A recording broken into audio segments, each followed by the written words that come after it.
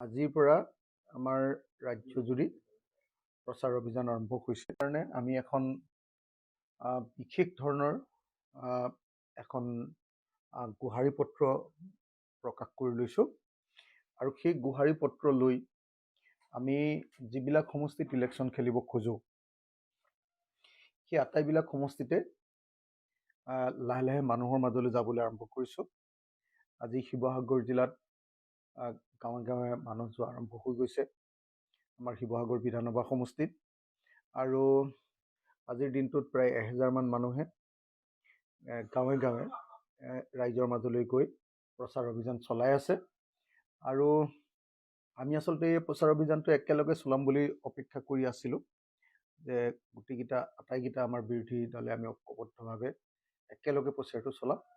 কিন্তু যিহেতু ছিট শ্বেয়াৰিঙৰ প্ৰশ্নটো এতিয়ালৈকে কমপ্লিট হোৱা নাই, আমাৰ বিষয়টো এতিয়ালৈকে শেষ হোৱা নাই, গতিকে আমাৰ পলম হৈ যাব বুলি ভাবি আমি ৰাইজৰ দলে আমাৰ নিজৰ প্ৰচাৰ অভিযান আৰম্ভ কৰিছোঁ। ক'বলৈ গ'লে আজিৰ দিনটোৰ পৰাই আচলতে আমাৰ ৰাইজৰ দলৰ নিৰ্বাচনী প্ৰচাৰৰ কাম, আনুষ্ঠানিক নিৰ্বাচনী প্ৰচাৰৰ কাম আৰম্ভ কৰা হ'ল। আপুনি বিভিন্ন সময়ত ৰণনীতিৰ কথা কৈ আছে, ছিট শ্বেয়াৰিঙৰ কথা কৈ আছে, তেনেকুৱা কৰিলেহে বিজেপি জিকিব, প্ৰেক্টিকেল কথাই কৈ আছে। আজি গৌৰৱ গগৈ কৈছে যে এইবিলাক ডাঙৰ কথা নহয়, দৃষ্টিৰ কথাটোহে ডাঙৰ কৰবাৰ। আপুনি কেনেদৰে ভাবে আজিৰ তাৰিখতো যদি ছিট শ্বেয়াৰিং নহয়, আজিৰ তাৰিখতো যদি গোটেই ৰণনীতি ঠিক নহয়, কৰবাত বিজেপিক এডভান্টেজ দিয়া নহ'বনে? মানে মোৰ কথাটো এটাই, আমি সদায় এটা কথাই কৈ আছোঁ প্ৰথমৰ পৰা আজিলৈকে, যে আমি বিৰোধী দলবিলাকে যিমান সোনকালে পাৰোঁ আমাৰ উমৈহতীয়া কৰ্মসূচীখন তৈয়াৰ কৰি ল'ব লাগে, আৰু বিৰোধী দলবিলাকৰ মাজত ছিটৰ ভাগ বিতৰণ কৰি কোনটো ছিটত কোন দলে খেলিব সেই সমষ্টিবিলাকত নিজৰ নিজৰ প্ৰচাৰ অভিযান চলাব লাগে। কিন্তু সাধাৰণতে কি হয়, আপোনাৰ এলায়েন্স পলিটিক্সত ছিট শ্বেয়াৰিঙৰ কথাটো বহুত পিছুৱাই গৈ থাকে, সাধাৰণতে এইটো হয়, আৰু আমাৰ ক্ষেত্ৰতো সেইটোৱে হৈ আছে।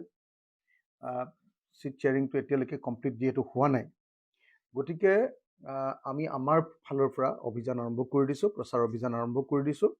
মই আপোনালোকৰ হাতত, সকলোৰে হাতত আজি আমাৰ যি প্ৰচাৰ অভিযানৰ যি আমাৰ লিফলেট, আমি চৰকাৰৰ বিৰুদ্ধে যি প্ৰচাৰ আৰম্ভ কৰিছোঁ সেই কপি আপোনালোকৰ হাতত আমি তুলি দিম। বিহাৰ ইলেকশ্যন যদি চাই, অন্যতম কাৰণ এই ছিট শ্বেয়াৰিংটো পিছুৱাই গৈ লাষ্টত সেইটো এটা অন্যতম কাৰণ আপুনি নিজেই দেখা পাইছে বিহাৰ। মানে মোৰ কথাটো এটাই যে যিমান পাৰি সোনকালে, এজ চুন এজ পচিবল, যিমান পাৰি সোনকালে সিমান সোনকালে আমাৰ বিৰোধী দলবিলাকৰ মাজত ছিট শ্বেয়াৰিং হৈ যাব লাগে। তেতিয়া কি হ'ব, বিৰোধী দলৰ ক্ষেত্ৰত কি হ'ব, আমি তেতিয়া নিজৰ নিজৰ সমষ্টিত আমি নিজে নিজে কনচেনট্ৰেট কৰিব পাৰিম, নিজৰ নিজৰ সমষ্টিত আমি নিজে নিজে কনচেনট্ৰেট কৰিব পাৰিম। আৰু আমি ৰাইজৰ দলে 3টামান এতিয়া ষ্ট্ৰেটেজি লৈ লৈছোঁ। প্ৰথমটো হ'ল যে 15ৰ পৰা 20 ডিচেম্বৰৰ ভিতৰত আমাৰ প্ৰথম প্ৰচাৰ অভিযানটো শেষ কৰিম। সেইটো আমি এখন লিফলেট লৈ মানুহৰ ঘৰলৈ ঘৰলৈ যাম যে এই চৰকাৰ দিনত আমি কি কি পালোঁ, এই চৰকাৰ দিনত হেৰুৱালোঁ কি, আমি পালোঁ কি, সেই প্ৰশ্নখিনিক লৈ আমি ৰাইজৰ মাজলৈ যাম, নাম্বাৰ 1। নাম্বাৰ 2, আমি 20 ডিচেম্বৰৰ পাছত 21 ডিচেম্বৰৰ পৰা আপোনাৰ জানুৱাৰী 5 তাৰিখৰ ভিতৰত আমাৰ দ্বিতীয় অভিযান শেষ কৰিম। দ্বিতীয় অভিযানত আমি কি ভাবোঁ যে ভৱিষ্যতে আমি চৰকাৰ কৰিলে আমাৰ চৰকাৰে অসমৰ ৰাইজৰ কাৰণে কি কি কাম কৰিব, আমাৰ ভিজন, আমাৰ প্লেন, আমাৰ কৰ্মসূচী, এই দ্বিতীয় বস্তুটো আমি ছেকেণ্ড যিখন আমাৰ লিফলেট হ'ব তাৰ মাজেদি দিম। কিন্তু অকল লিফলেটৰ মাজেদি আমি এবাৰ প্ৰচাৰ কৰিব খোজা নাই, একেটা সময়তে আমি নিজৰ নিজৰ এলেকাৰ যিসকল ভোটাৰ আছে, ভোটাৰবিলাকৰ আমি হোৱাটছআপৰ জৰিয়তে তেওঁলোকক সংযোগ কৰাৰ কাৰণে চিন্তা কৰিছোঁ। আৰু সেই হোৱাটছআপত আমাৰ ভিজনটো, আমি কি কৰিব খুজিছোঁ, আমি কেনেকৈ আগবঢ়াই লৈ যাব খুজিছোঁ, আমি চৰকাৰ কৰিলে কি কৰিম, আমি চৰকাৰৰ অংশীদাৰ হ'লে কি কৰিম, তাৰ পুৰা ভিজনটো আমি বনাই লৈ সেইবিলাক এটা এটা ভিজুৱেলৰ ৰূপত, এটা এটা মানে দৃশ্যৰ ৰূপত আমি মানুহৰ মাজলৈ লৈ যাবলৈ চেষ্টা কৰিছোঁ। এইটো দ্বিতীয়।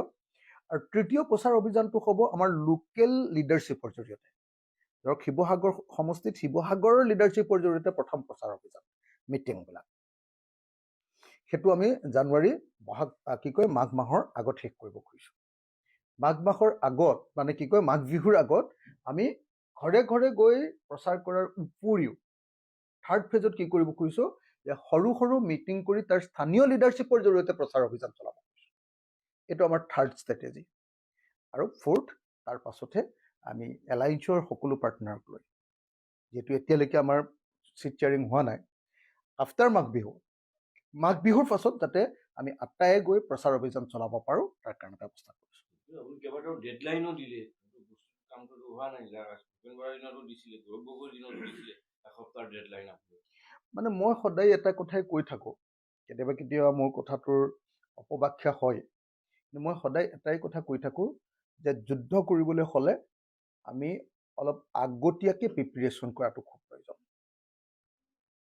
এই কথাটো ক'বলৈ যাওঁতে কেতিয়াবা মোক কোনোবাই সমালোচনা কৰে, কিন্তু মই ভাবোঁ যে আচলতে যুদ্ধত জয় কৰিবলৈ হ'লে আমাৰ প্ৰিপেৰেশ্যনটো, আমাৰ প্ৰস্তুতিটো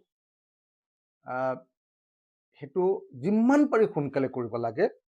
আৰু সেইকাৰণে মই বাৰম্বাৰ সদায় এটাই বস্তু আপোনালোকক কৈ থাকোঁ, সদায় প্ৰত্যেকখন, কোনোবাই তাক টুইষ্ট কৰি দিয়ে, তাক গৈ কোনোবাই কাজিয়া লগাই দিয়ে, তাত গৈ কোনোবাই বেলেগ কথা কৈ দিয়ে, কিন্তু মোৰ এটাই কথা আছিলে, সদায় মই এটা কথা কৈ আছোঁ যে যিমান পাৰি সোনকালে আমি ইলেকশ্যনৰ কাৰণে আমাৰ বিৰোধীবিলাকৰ ভোট বিতৰণটো চিট বিতৰণটো শেষ কৰি দিব লাগে, আৰু চিট বিতৰণ শেষ কৰি আমি আমাৰ কাম কাজবিলাক আগবঢ়াই লৈ যাব লাগে। কংগ্ৰেছে আপোনাক ক'তোৱে সহযোগ নকৰে। বিধানসভাৰ ভিতৰতো আমি দেখা পালোঁ, ভিতৰতো জব্দ কৰাৰ সুযোগ থাকে, বাহিৰতো কয় যে আপুনি মিডিয়াত কৈ দিয়ে ভিতৰৰ মিটিঙৰ কথাবোৰ।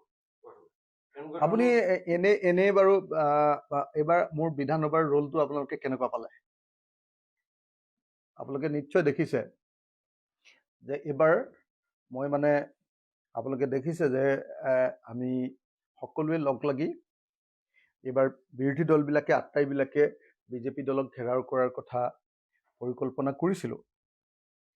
আৰু লগে লগে একেটা সময়তে আমি এটা কথা ঠিক কৰি লৈছিলোঁ যে ৰাইজৰ দলৰ তৰফৰ পৰা যিধৰণে যুদ্ধ দিব লাগে, সেই যুদ্ধটো এইবাৰ আমি ক্লিয়াৰলি এইবাৰ চৰকাৰৰ সন্মুখত উত্থাপন কৰিম। সেইকাৰণে আপোনালোকে দেখিছে যে জুবিন গাৰ্গৰ ক্ষেত্ৰতেই হওক অথবা অন্য যিকোনো এটা বিষয়, বিধানসভাত আপোনাৰ চাহ শ্ৰমিকৰ মাটিৰ পট্টাৰ প্ৰশ্নটোতেই হওক অথবা আপোনাৰ 6 জনগোষ্ঠীৰ জনজাতিকৰণৰ প্ৰশ্নটোতে হওক, ৰাইজৰ দলে এইবাৰ সবলতম ভূমিকা গ্ৰহণ কৰিবলৈ চেষ্টা কৰিছে, চৰকাৰক ব্যতিব্যস্ত কৰি পেলাইছে। অসমৰ মুখ্যমন্ত্ৰীক আমি পানী খুৱাই দিছোঁ এইবাৰ, আৰু অসমৰ মুখ্যমন্ত্ৰীয়ে এইবাৰ আপোনালোকে নিশ্চয় দেখিছে যে অস্বস্তিকৰ পৰিৱেশৰ মাজত তেওঁ এইবাৰৰ অধিৱেশনত সমাপ্ত কৰিবলগীয়া পৰিস্থিতি হৈছে। গতিকে এইটো আমি এটা কথা ক'ব পাৰোঁ সেইকাৰণে যে আমাৰ পিনৰ পৰা, বাকী দলবিলাকৰ কথা নাজানো, আমাৰ পিনৰ পৰা আমি বেষ্টটো, অসমৰ মানুহৰ পক্ষত বেষ্টটো এজন বিৰোধী দলৰ বিধায়ক হিচাপে দ্য বেষ্ট আটাইতকৈ ভাল পাৰফৰ্মেঞ্চটো আমি দেখুৱাবলৈ চেষ্টা কৰিছোঁ। তাত সফল হৈছোঁ, বিফল হৈছোঁ আপোনালোকে বুজি পাব। কিন্তু বিধানসভাত কেতিয়াও অন্য কোনো কথা বাদ দি সকলো কথা এৰি অকল চৰকাৰক কেনেকৈ উন্মুক্ত কৰি দিব পাৰে আৰু চৰকাৰক কেনেকৈ সঠিক ৰূপত লৈ যাব পাৰে তাৰ চেষ্টা কৰিছোঁ। সামাজিক মাধ্যমত এটা প্ৰচাৰ চলিছে, এনটি আছামিজ অখিল গগৈ বুলি এটা প্ৰচাৰ চলাইছে একাংশই, যে সদনৰ মজিয়াত যে চাহ জনগোষ্ঠীক যি মাটি দিয়াৰ নামত কথা চলাইছে, আপুনি বিৰোধ কৰা বুলি এটা প্ৰসংগ উলিয়াইছে। আপোনালোকেতো সকলোৱে জানে যে চাহ শ্ৰমিকসকলক মাটিৰ পট্টা দিয়াৰ কথাটো 2002 চনৰ পৰা অসমৰ ইতিহাসত প্ৰথমবাৰৰ কাৰণে উত্থাপনেই কৰিছোঁ আমি কৃষক মুক্তি সংগ্ৰাম সমিতিয়ে। 2005 চনত যেতিয়া কৃষক মুক্তি সংগ্ৰাম সমিতিৰ আমাৰ প্ৰথমখন সংবিধান গ্ৰহণ হৈছে, প্ৰথম সংবিধানৰ প্ৰথম দিনটোতেই চাহ শ্ৰমিকক লাইনৰ মাটিখিনি পট্টা দিব লাগে আৰু খোলা মাটিবিলাকৰো পট্টা দিব লাগে, এই কথাটো অসমৰ ইতিহাসত চিন্তা কৰা প্ৰথম সংগঠনটোৱে কৃষক মুক্তি সংগ্ৰাম সমিতি আৰু চাহ শ্ৰমিক মুক্তি সংগ্ৰাম সমিতি। আমাৰ চাহ শ্ৰমিক মুক্তি সংগ্ৰাম সমিতিৰ জেনেৰেল ছেক্ৰেটাৰী, প্ৰথম প্ৰতিষ্ঠাপক সম্পাদক মুক্তি গোৱালা, তেওঁ শ্বহীদ হৈছে আপোনালোকে জানে। মুক্তি গোৱালা আৰু মই, আমি দুজনেই অসমৰ ইতিহাসত প্ৰথমবাৰৰ কাৰণে চাহ শ্ৰমিকক বাগানৰ লাইনৰ মাটিখিনি দি দিব লাগে বুলি প্ৰথম উত্থাপন কৰিছোঁ। আৰু বিধানসভাতো আপোনালোকে সকলোৱে দেখিছিলে যে মই যিটো কথা কৈছিলোঁ, মই কৈছিলোঁ যে চাহ শ্ৰমিকক মাটিৰ পট্টাখিনি সঁচাকৈ দি দিব লাগে লাইনৰ, কিন্তু লাইনৰ মাটিৰ পট্টাখিনিয়ে নহয়, লগতে আৰু দুটা কাম কৰিব লাগে। চাহ বাগানৰ মাজত থকা যিটো দ মাটি, হোলা মাটি, য'ত ধান খেতি কৰে চাহ শ্ৰমিকসকলে, সেই মাটিখিনিৰ পট্টা চাহ শ্ৰমিকসকলক দিব লাগে। আৰু চাহ বাগানৰ পৰা গৈ ওচৰে পাজৰে যিখিনি মাটিত অসমৰ চাহ শ্ৰমিকসকলে বসবাস কৰে বা প্ৰাক্তন চাহ শ্ৰমিকসকলে বসবাস কৰে, সেই মাটিখিনিও দিয়াৰ ব্যৱস্থা কৰিব লাগে। লগতে এইটো কথাও কৈছিলোঁ যে চাহ শ্ৰমিকসকলৰ দৈনিক মজুৰি 2016 চনত 351 টকা কৰিম বুলি বিজেপি চৰকাৰে কৈছিলে। 2016 চনত কৈছিলে আৰু ছমাহৰ ভিতৰত কৰিম বুলি কৈছিলে 351 টকা। সেই হিচাপত আজিৰ দিনটোত এজন চাহ শ্ৰমিকৰ দৰমহা অতি কমেও 700 টকা হ'বগৈ লাগিছিল। কিন্তু আজিৰ দিনটোত এজন চাহ শ্ৰমিকৰ মজুৰি কেৱল আৰু কেৱল 250 টকা, তাকো মাহটোৰ 4টা দেওবাৰে তেওঁলোকে মজুৰি নাপায়। মই আপোনালোকে জানে যে মই এজন বিধায়ক হিচাপে 5,700 টকাৰ দৰমহা পাওঁ এদিনত, 5,734 টকাৰ দৰমহা পাওঁ মই এদিনত। আৰু চাহ শ্ৰমিকজনে এমাহত দৰমহা পায় 6,000 টকা, মাত্ৰ মোতকে 3,000 টকা মানহে, 500 টকা মানে 300 টকা মানহে, মাত্ৰ তেওঁলোকে মোতকে 300 টকা মানহে, মানে মোতকে মাত্ৰ 300 টকা মানহে তেওঁলোকে, মানে এদিনত মই যিটো দৰমহা পাওঁ তেওঁলোকে এমাহত পায় মোতকে মাত্ৰ 500 টকা বেছি। এই প্ৰশ্নবিলাক মই উত্থাপন কৰিছোঁ, আৰু উত্থাপন কৰাৰ সময়ত খালি অসমৰ মুখ্যমন্ত্ৰীৰ লগত এটা বিতৰ্ক হৈছিলে, আপোনালোকে সকলোৱে দেখিছিলে। এইটো বেলেগ বিতৰ্ক নাছিলে, আপোনালোকে সকলোৱে দেখিছিলে, সকলোৱে শুনিছিলে, সকলোৱে জানে। সেই বিতৰ্কটো আছিলে যে তেখেতে যেতিয়া ক'লে যে তিতাবৰৰ বিধায়কজন কি বৰুৱা আছিলে আমাৰ, ভাস্কৰ বৰুৱাক যেতিয়া ক'লে যে আপোনাৰ বাগানবিলাকৰ মাটিটো লাইনৰ কাৰণে এৰি দিবনে নাই, মই তেতিয়া অসমৰ মুখ্যমন্ত্ৰীক ক'লো যে আপোনাৰো যিখিনি বাগান আছে সেইখিনিও মাটি এৰি দিবনে নাই। সেইখিনি কথা কোৱাৰ কাৰণে যদি কোনোবাই বেয়া পায়, তাৰমানে বাগানৰ মালিক অকল ভাস্কৰ বৰুৱাই নহয়, বাগানৰ মালিকটো হিমন্ত বিশ্ব শৰ্মা আৰু তেওঁৰ পৰিয়ালো। সেই কথাটোহে মাত্ৰ মই কৈছিলোঁ, তাৰ বাহিৰেতো মই একো কোৱা নাই। সেই কথাটোকে এতিয়া মোৰ বিৰুদ্ধে প্ৰচাৰ কৰিব খুজিছে, কিন্তু মোৰ বিৰুদ্ধে প্ৰচাৰ কৰি লাভ কি আছে? বাগানৰ যিখিনি সচেতন মানুহ আছে, ডেকা ল'ৰা ছোৱালী আৰু অলপ যিবিলাক পলিটিকেলি সচেতন, চবেই মোক জানে আপাৰ আছামৰ চব বাগানবিলাক, যে অসমৰ প্ৰতিখন বাগানে বাগানে এসময়ত ঘূৰি ফুৰা মানুহটো ময়ে আছিলোঁ। গতিকে প্ৰত্যেকখন বাগানে জানে যে এই অখিলেতো মাটিৰ পট্টাৰ কাৰণে লাগি আছে। এতিয়া অকণমান চান্স এটা ল'ব খুজিছে এওঁলোকে, তেওঁলোকৰ হাততে যিহেতু মিডিয়া টেডিয়া আছে, আজিকালি কি কয় আপোনাৰ এইটো চাহ শ্ৰমিক, কি কয় এইটো আপোনাৰ চাহ শ্ৰমিক সংঘ তেওঁলোকৰ যিটো আছে, ACMS আৰু বেলেগ বেলেগ সংগঠনবিলাক যিহেতু তেওঁলোকৰ হাতত আছে, এতিয়া মোৰ বিৰুদ্ধে এটা অপপ্ৰচাৰ চলাব খুজিছে। কিন্তু মই এইবিলাক অপপ্ৰচাৰ কেতিয়াও ভুলো যোৱা নাই, ভয়ো কৰা নাই কেতিয়াও। খালি মই চাহ শ্ৰমিকসকলক জনাবলগীয়া কথা এটাই আছিলে যে আপোনালোকে ভুল নুবুজিব যে মই সদায় চাহ শ্ৰমিকক মাটিৰ পট্টা দিয়াৰ ক্ষেত্ৰত সদায় 1 নম্বৰত থকা মানুহটোৱে হ'ল অসমৰ অখিল গগৈ। আৰু চাহ শ্ৰমিকৰ মজুৰি বৃদ্ধি কৰিব লাগে বুলিও সদায় বিধানসভাত প্ৰশ্ন উত্থাপন কৰা মানুহটোৱে অখিল গগৈ। আৰু অকল চাহ শ্ৰমিকৰ মজুৰি বৃদ্ধি নহয়, লগতে চাহ শ্ৰমিকৰ কাৰণে অন্যান্য সুযোগ সুবিধা প্ৰদানৰ ক্ষেত্ৰতো আটাইতকৈ বেছি মাত মতা মানুহটোৱে মই। বিজেপি চৰকাৰে তেওঁলোকে চেষ্টা কৰিছে মোৰ বিৰুদ্ধে বদনাম আনিবলৈ, মইনো ক'ত ভয় কৰা মানুহ আপোনালোকে জানেই। অকল বিজেপিয়ে নহয়, কংগ্ৰেছেও ক'ৰবাত অখিল গগৈকে টাৰ্গেট কৰা দেখা পোৱা যায়। আপোনাৰ কাৰণে মিত্ৰতা হোৱা নাই বা এনেকুৱা ধৰণৰ নহয়, আপোনালোকেতো সকলোৱে জানে যে আমি সকলো ৰাইজৰ দল, আমি একদম 100% মিত্ৰতাৰ পক্ষ, 100% আমি মিত্ৰতাৰ পক্ষ। আমাৰ খালি প্ৰশ্নটো এটাই যে মিত্ৰতাৰ বিষয়টো অলপ খৰতকীয়াকৈ আৰু সোনকালে সমাধান হোৱা দৰকাৰ। কংগ্ৰেছ আৰু বেছি এগ্ৰেছিভ, আৰু বেছি ক্ৰিয়েটিভ, আৰু বেছি মানুহক হ'ব নালাগিছিল কংগ্ৰেছৰ ভূমিকা। মানে মই মানে কোনো দলৰ ক্ষেত্ৰত নকওঁ, মই এটাই কথা ক'ম যে যিমানবিলাক আমি দল আছো সকলোবিলাক দলে বহি লৈ এজ চুন এজ পচিবল, যিমান সোনকালে পাৰোঁ সিমান সোনকালে আমাৰ মাজত চিটখিনি বিতৰণ কৰি ল'ব লাগে। তেতিয়া মানে যুদ্ধখন ইমান ধুনীয়া হ'ব। আজিৰ দিনটোত আপুনি যদি সঁচাকৈ যদি চায়, বিজেপিৰ বিৰুদ্ধে মানুহ পুৰা ক্ষুব্ধ, বিজেপি খুৰুৱাবৰ কাৰণে মানুহ প্ৰস্তুত। বিজেপিৰ বিৰুদ্ধে যিমানেই যি নিদিয়ক, হিমন্ত বিশ্ব শৰ্মাই সোণৰ কণী পাৰি দিলেও, যদি সোণৰ কণীও পাৰি দিছে, অৰুণোদয় দিছে, কি কয় বাবু মইনা নে কিবা আঁচনি আনিব খুজিছে, ইয়াৰ আগত ছোৱালীবিলাকৰ কাৰণে কি নিযুত মইনা আনিছে। যিয়ে নানক লাগিলে আজিৰ দিনটোত এণ্টি ইনকামবেঞ্চি হিমন্ত বিশ্ব শৰ্মাৰ বিৰুদ্ধে সাংঘাতিক আছে, আৰু সেইটো কনচলিডেটেড কৰিবৰ কাৰণে, সেইটো মানে ঘনীভূত কৰি তেওঁক উফৰাই পেলাবৰ কাৰণে আমি বিৰোধী পক্ষই অতি সোনকালে মানে আক্ৰমণ আৰু প্ৰত্যাক্ৰমণবিলাক আৰম্ভ কৰিব লাগে। কিমান সময় আছে? মানে যিমান পাৰি সোনকালে, মই সেইকাৰণে কৈ আছো। মানে মই এতিয়া আজি ডেট এটা যেতিয়া কৈ দিম, আপোনালোকে একদম ডেট দি দিলে হেৰি বুলি কৈ দিয়ে, কি বুলি কয় এইটো, ডেডলাইন দি দিলো, ডেডলাইন দি দিলো, ডেডলাইন দি দিলো। মই মানে ডেডলাইন ফেডলাইন নিদিওঁ, মই সদায় কৈ থাকো যে সোনকালে হ'ব লাগে, সোনকালে হ'ব লাগে, সোনকালে হ'ব লাগে। মই যুঁজাৰু মানুহ, আপোনালোকে জানে, মই যুদ্ধ কৰা মানুহ। হিমন্ত বিশ্ব শৰ্মাক কেনেকে উফৰাই পেলাব লাগে বিধানসভাত আপোনালোকে মোতকে আৰু কাৰোবাক ভালকে ষ্ট্ৰেটেজি বনোৱা দেখিছে নেকি? যেতিয়া চাহ বাগানৰ প্ৰশ্নটোক লৈ তেওঁ যেতিয়া আমি দেখিছো যে চাহ বাগানৰ প্ৰশ্নটোক লৈ তেওঁ যেতিয়া আমি জানো যে আজিৰ দিনটোত একদম আজি আমাক পিঠি ফালি পঠিয়াব, হিমন্ত বিশ্ব শৰ্মাই পুৰা প্লেন কৰি আছে, তেতিয়া মই দুটা প্লেন কৰি গৈ আছো চাহঘৰৰ পৰা। এটা হ'ল যে হিমন্ত বিশ্ব শৰ্মাই যিটো কাম কৰিব খুজিছে, এতিয়া বিধানসভা শেষ হ'ল কাৰণে মই কৈ দিছো, আৰু যিটো কাম কৰিব গৈছে তেওঁ ক'ব যে মই চাহ বাগানৰ শ্ৰমিকক মাটিৰ পট্টা দিছো, এইডাল ইমান দীঘল আঁচ এডাল টান দিম, মই তেওঁতকে আৰু এডাল দীঘল আঁচ টানি দিছো।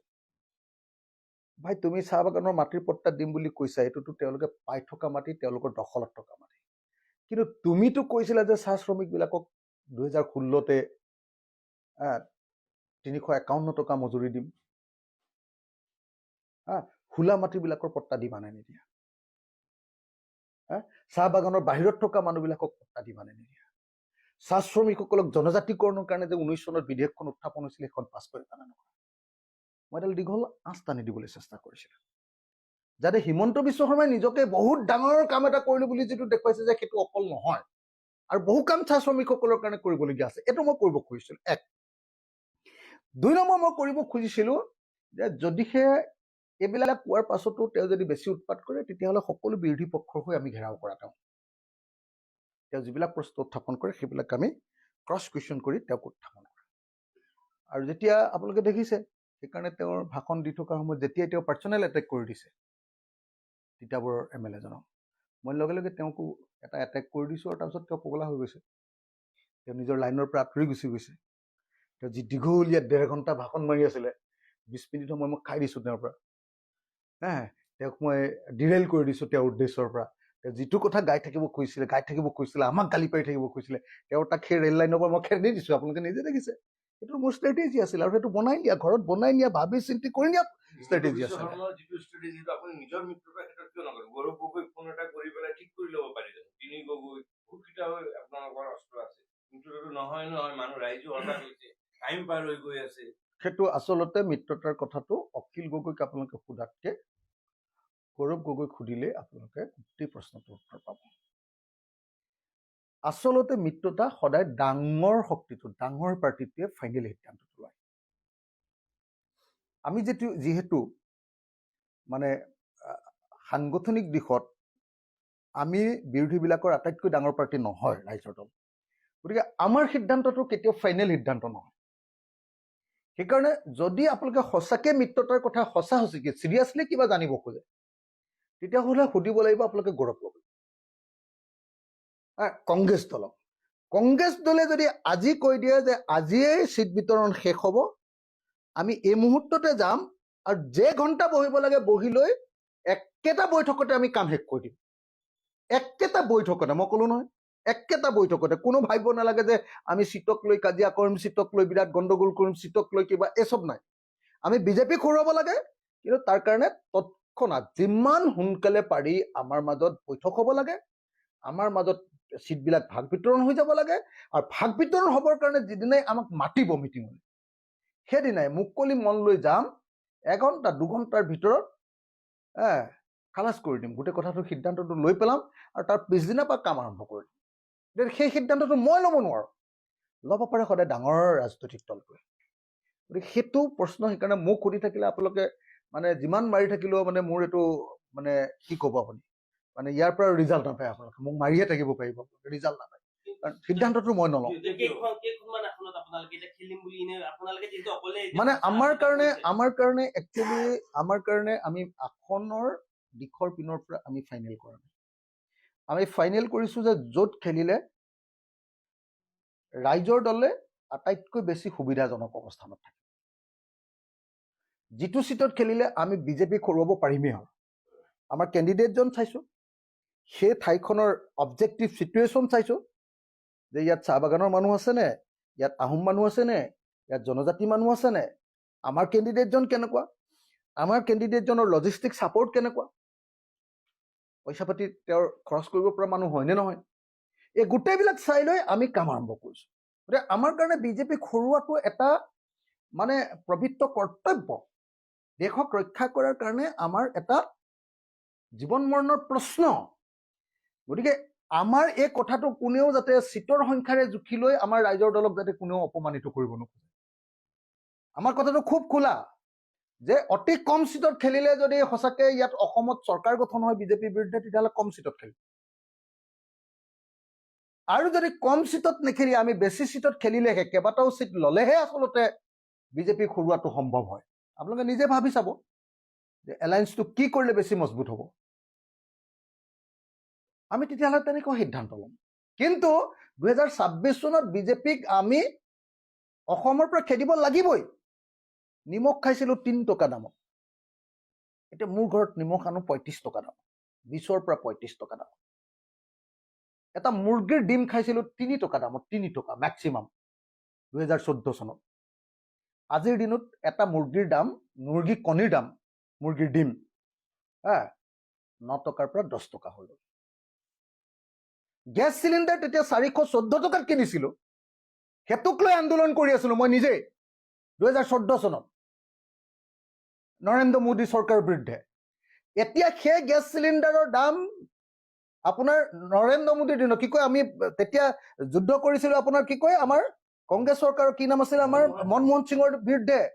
আপোনালোকে নিশ্চয় জানে যে মই গোটেই জীৱনটোৱে আৰম্ভ কৰিছিলোঁ এই গ্লবেলাইজেশ্যনৰ বিৰুদ্ধে।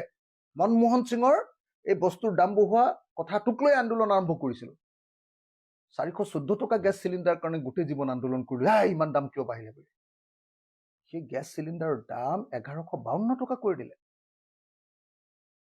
তাৰপিছত কেনেকে মানুহ জীয়াই থাকিব আপুনি কওক। 1250